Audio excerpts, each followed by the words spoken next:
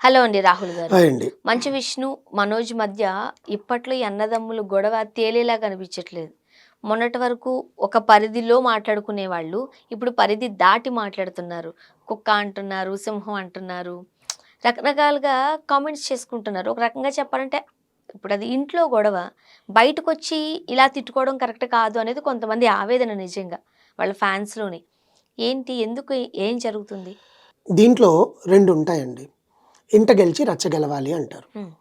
విన్నామా సామెత ఇది? నువ్వు రచ్చ గెలిచి ఇంట్లో గెలవాలంటే ఎట్లా? అన్న తమ్ములు అన్నారు.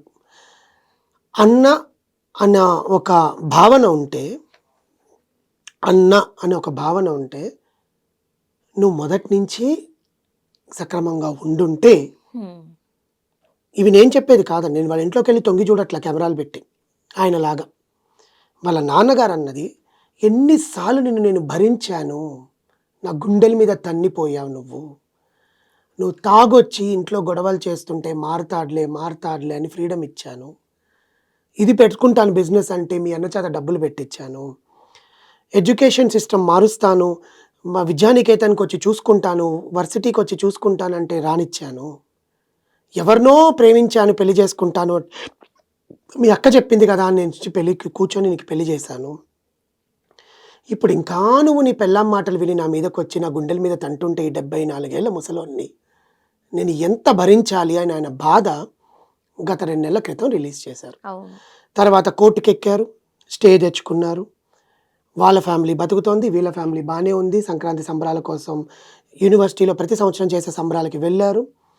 నిన్ను రావద్దు అని కోర్టు స్టే ఇచ్చాక, నువ్వు బలవంతంగా వెళ్ళి నా తాత, నా నానమ్మల సమాధులు చూడాలనుకో ఆ రోజే ఎందుకు పక్క రోజు పో. వాళ్ళొచ్చేసాక పో. ఎప్పుడైనా ఉంటాయి కదా సమాధులు.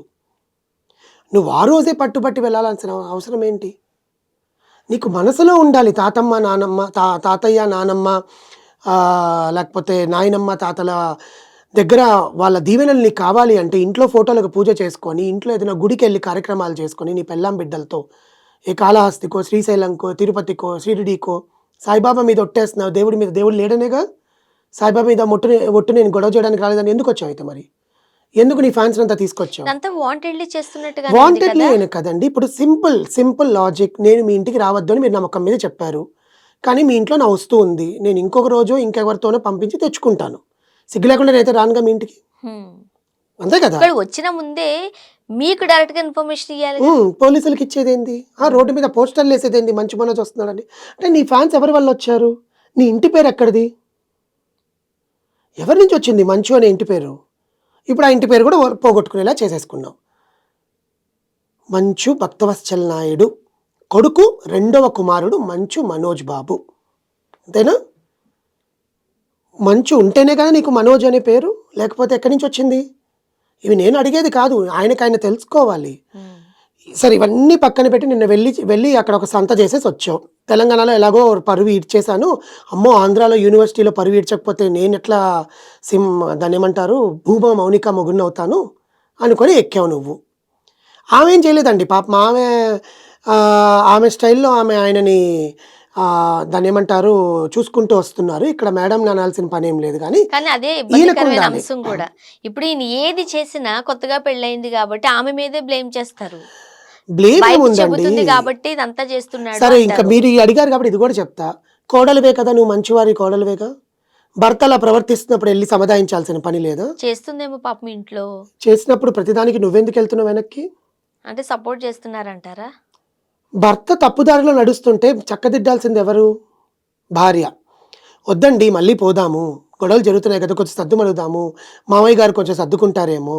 ఆస్తులు ఇస్తారేమో. ఆస్తి గొడవలే కారణమని ఈరోజు ట్వీట్‌తో తెలిసిపోయింది. సరే ఆస్తులే అనుకుంటే ఎప్పటికైనా ఇస్తారు కదా! నువ్వు సక్రమంగా ఉంటే. లాక్కొని వాళ్ళేం చేస్తారు? కూడగట్టుకొని ఏమైనా శవం మీద ఎట్టుకొని ఎళ్తారా? ఎళ్ళరుగా. అయినా నీకు ఇవ్వాల్సిందంతా ఇచ్చేసాను. ఆస్తి పంపకాలు జరిగిపోయాయని పబ్లిక్‌గా బహిరంగంగా స్టేట్మెంట్ ఇస్తున్నా ఇంక నీకేం కావాలి? సో, ఇక్కడ ఆమె గురించి నేను మాట్లాడాల్సిన పని లేదండి. That is secondary. సో, నిన్న ఆయన తిరుపతి నుంచి వాళ్ళు వచ్చేసాక, మంచు మనోజ్ గారు వచ్చేసాక, మన విష్ణుబాబు గారు గూడా వచ్చేసాక, ట్విట్టర్‌లో ఒక ట్వీట్ పోస్ట్ చేశారు నిన్న మంచు విష్ణు గారు. ఏమని అంటే, ఆయనకి నచ్చిన సినిమా 'రౌడీ', ఆయనకు నచ్చిన డైరెక్టర్ 'ఆర్జీవి'. దాంట్లో ఒక డైలాగ్, జస్ట్ నార్మల్గా ఒక డైలాగ్ పోస్ట్ చేశారనమాట. ఏంటది? ప్రతి ఒక్కడికి సింహం అవ్వాలని ఉంటుందిరా, ఇంట్లో మురిగే సింహానికి, అడవిలో గర్జించే సింహానికి చాలా తేడా ఉంటుంది, అది వచ్చే జన్మలో అయినా నువ్వు తెలుసుకుంటావు అని మోహన్ బాబు గారు డైలాగ్. అది సినిమాలో ఎవరినో ఉద్దేశించి చెప్పే డైలాగ్. ఈయన పోస్ట్ చేసి this is one of the my favourite dialogue అని పెట్టేశాడు. కానీ అక్కడ సింహమే ఇక్కడ సింహమే. కానీ ఇంట్లో మురిగే సింహానికి అడవిలో మురిగే సింహానికి తేడా ఉంటుందిగా. అదే అది కదా డైలాగు. సో ఇది ఎవరిని ఉద్దేశించి పెట్టారు అని జనాలు ఆరా తీయగా తమ్ముడు గురించి పెట్టుంటాడు. ఎందుకంటే ఒరే నేను రోడ్డును అరుస్తున్నావు, సరే ఇంట్లో విషయాన్ని రోడ్డు తీసుకొని వెళ్ళి అరుస్తున్నావు, నువ్వు సింహాన్ని కాలేవు ఎప్పటికీ కూడా. నువ్వు ఇంట్లో కూర్చొని సక్రమంగా పద్ధతుల ప్రకారం పాటిస్తే ఖచ్చితంగా నువ్వు మా కుటుంబంలో ఇప్పటిదాకా నా తమ్ముడు అనుకున్నాము అదే తమ్ముడి హోదాలో నువ్వు ఎదుగుతావు. నువ్వు పక్కన వాళ్ళ పోకింగ్స్, వేరే వాళ్ళ మాటలు విని ఇలా తయారవుతున్నావు.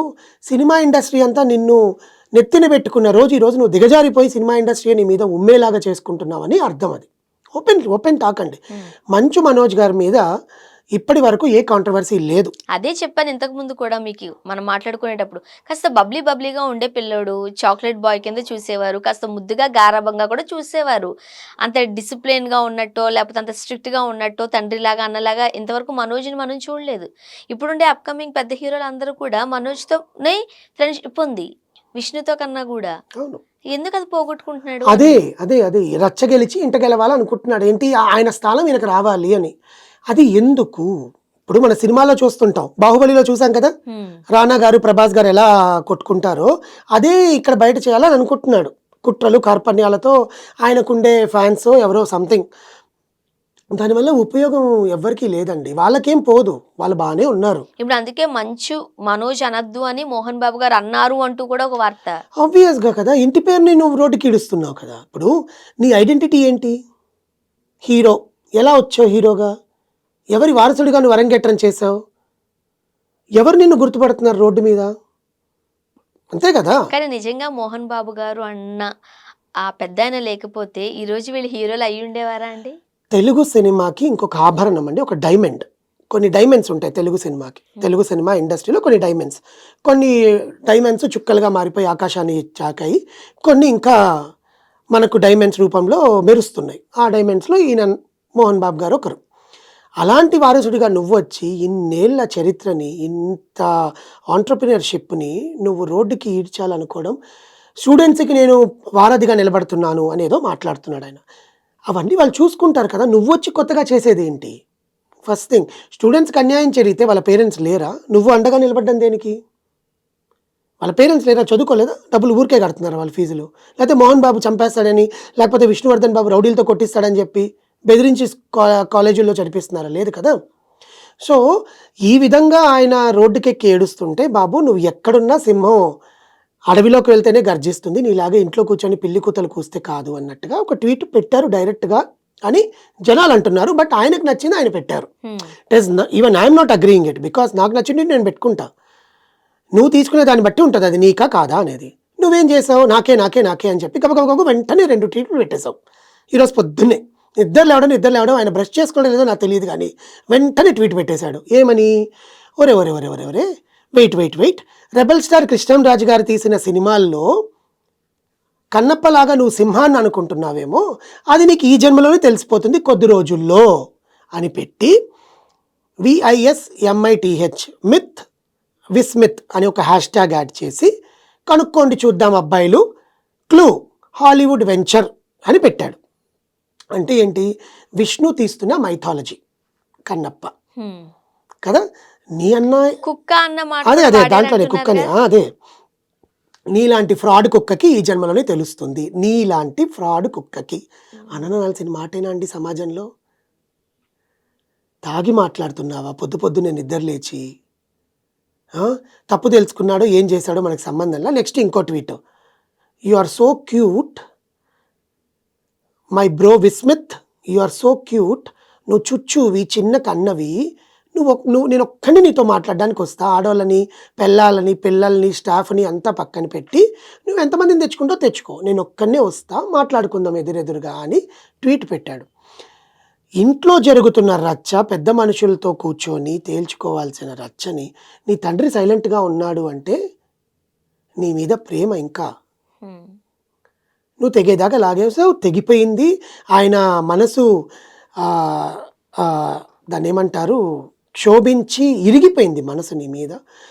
ఈ వాగ్వాదం తెలుగు ఇండస్ట్రీకి ఒక భ్రష్టు పట్టించేలాగా చేస్తున్న మంచు మనోజ్ గారు ఇప్పటికైనా మారి తండ్రి కాళ్ళ మీద పడి ఆ కుటుంబంలో మళ్ళీ ఉండాలని సగటు ప్రేక్షకుడిగా నేను కూడా ఆలోచిస్తున్నాను. ఓకే అండి, చూద్దాం. Thank you so much.